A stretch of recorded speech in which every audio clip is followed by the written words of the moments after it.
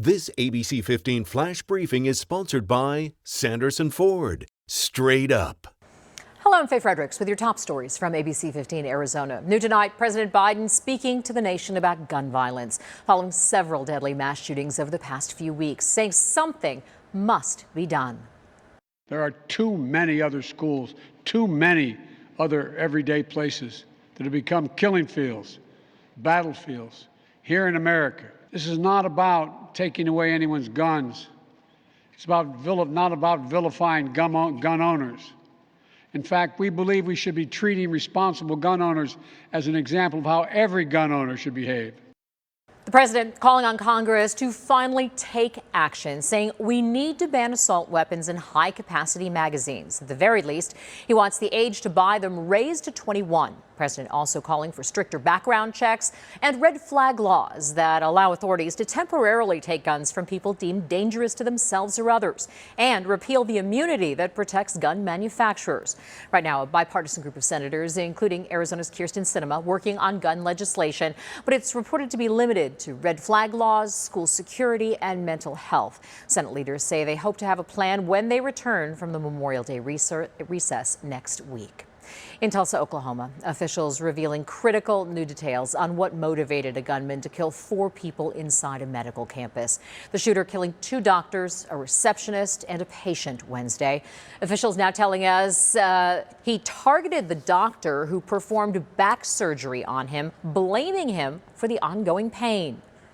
We have also found a letter on the suspect which made it clear that he came in with the intent to kill Dr. Phillips.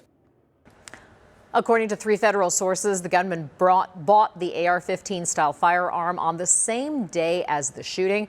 Police say the suspect then took his own life as first responders rushed into the building. Back here in Arizona, the group Jews for Justice and other members of local faith and immigrant rights communities calling on Governor Ducey to stop busing asylum seekers from Yuma to Washington, D.C. So far, 10 buses carrying nearly 370 passengers have left Yuma area organizations that help place migrants with family in the U.S. while their asylum claims are processed. The groups say they can help in the resettlement process and accuse the governor of playing politics. Some of the most vulnerable people on the planet, refugees, asylum seekers, immigrants, cannot be used as political pawns in political gaming and political stunts. The governor's office says all of the people bused to Washington, D.C. volunteered to make the trip.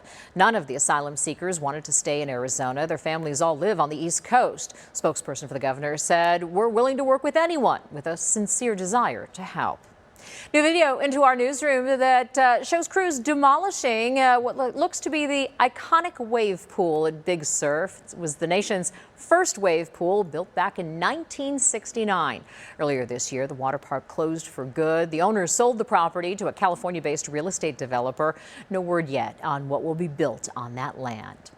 Just one day left until the weekend, and there is a lot happening this first weekend in June. If you're looking for something to do, ABC 15 has you covered. Happening tomorrow night, First Friday in downtown Phoenix. That includes lots of vendors and events happening at local restaurants and free entrance to the Phoenix Art Museum. On Saturday, there's the Rainbow Bubble Bash at Tempe Marketplace. It's free. You can make your own bubble wands, bubble art. There's a foam zone and much more. To find a full list of the things happening around town, including Pride Night at Phoenix Rising. For more information, head to abc15.com/things to do. A single bottle of water can save a life, especially in our Arizona heat. But access to water isn't equal. That's why ABC 15 is taking action, teaming up with Bashas', Food City, and St. Vincent de Paul for our annual bottled water drive. You can donate all June long for locations, or to donate online, go to abc15.com/water. Happy Thursday, Nick Saletti here with that most accurate forecast. Another hot day across the valley. Made it up to 103 in Phoenix, which was our forecast high, slightly above average. We're going to see it play out once again tomorrow. So if you can get outside early, 75 by 6 o'clock, that's going to feel great in the morning.